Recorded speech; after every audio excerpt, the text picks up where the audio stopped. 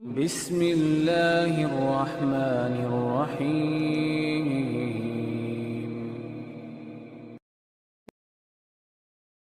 اور اللہ کے رسول کا فرمان ہے العمرۃ فی رمضان تعدل حجہ اور حجۃ معی۔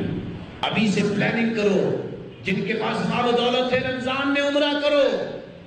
عمرہ رمضان میں کرنے والے کو صحیح بخاری مسلم کی روایت ہے اتنا اجر ملتا ہے جس نے اللہ کے رسول کے ساتھ حج کیا۔ اندازہ کیجیے، اور آپ نے حج کتنے کیے تھے؟ ایک حج، حجۃ الوداع۔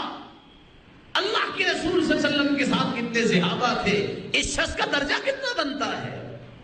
بخل نہ کرو، میں دکان بنا لوں یہ نہ کر لوں، یقین کر لو تابعوا بین الحج والعمرہ، بار بار حج عمرے کیا کرو فإنهما ينفيان الفقر والذنوب۔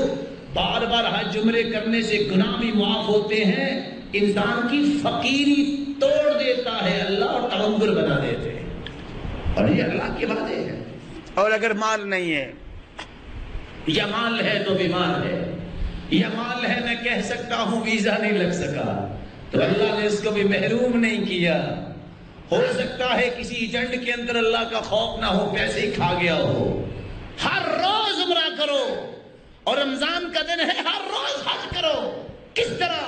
من صلی الفجر فی جماعہ، صبح کی نماز با جماعت جو پڑھتا ہے، ثم قعد یذکر اللہ عز وجل، پھر بیٹھ کے اللہ کا ذکر کرتا ہے، حتی تطلع الشمس، پھر سورج نکل آتا ہے، ثم صلی رکعتین، پھر 2 رکعتیں پڑھ لیتا ہے، کانت لہ کاجر حجۃ وعمرۃ تامۃ تامۃ تامہ، یہ 2 رکعتیں پڑھنے والے کو مکمل مکمل مکمل حج اور عمرے کا ثواب مل جاتا ہے۔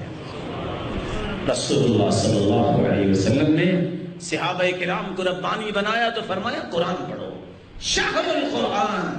امام مالک حدیث پڑھانے والے رمضان میں حدیث کا درس بند کر دیتے، کہتے یہ ہے ہی شہر القرآن، اس سے قرآن ہی پڑھا جائے گا۔ قرآن جب انسان پڑھتا ہے تو ربانی بنتا ہے۔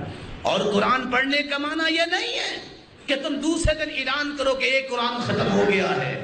قرآن کے لیے اللہ کے رسول نے ضابطہ بتایا ہے، فرمایا لا یفقہ شیئا، جو 3 دن سے کم میں قرآن ختم کرتا ہے اس نے قرآن کو سمجھا نہیں ہے۔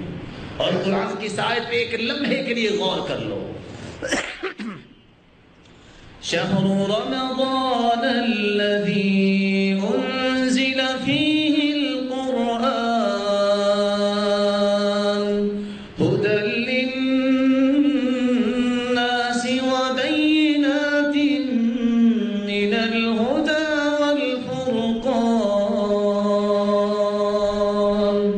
رمضان میں قرآن اترا ہے اور 3 باتیں بیان ہوئی ہیں۔ ھدی للناس، ہدایت ہے۔ ہدایت کب ملے گی؟ جب اس قرآن کو پڑھیں گے۔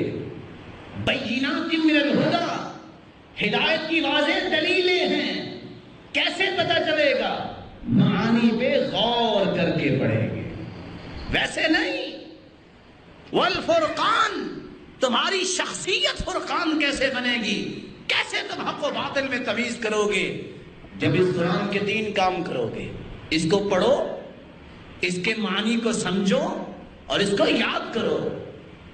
کبھی کسی مسلمان نے سوچا کہ رمضان پورا گزر جائے اور اس کی قسمت میں 30 سورتیں بھی یاد کرنا نہیں؟ وہ نماز نہیں پڑھا سکتا، اس کو اگر کہا جائے تم مسلمان ہو، بتاؤ قرآن کو کوئی پیغام سنا دو، 30 آیتوں کا ترجمہ نہیں سنا سکتا، کیسا رمضان ہے؟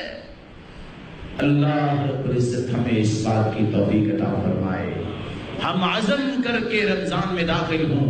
قرآن پڑھیں گے لیکن ترجمہ بھی پڑھیں گے، قرآن پڑھیں گے اور یاد بھی کریں گے۔